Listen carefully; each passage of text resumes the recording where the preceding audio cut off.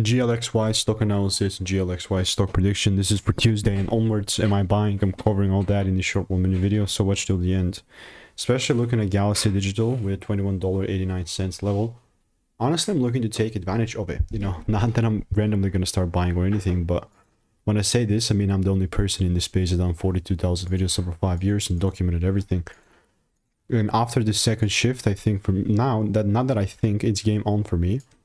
The price shouldn't be going anything lower than like 1985-ish or whatever. That's swing wise.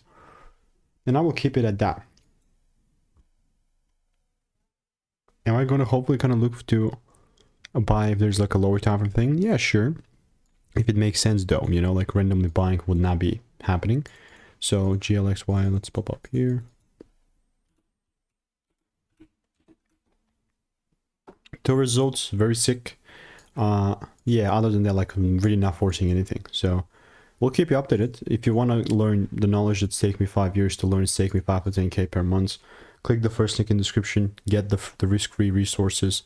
1,200 people have tried it. See you in the next one.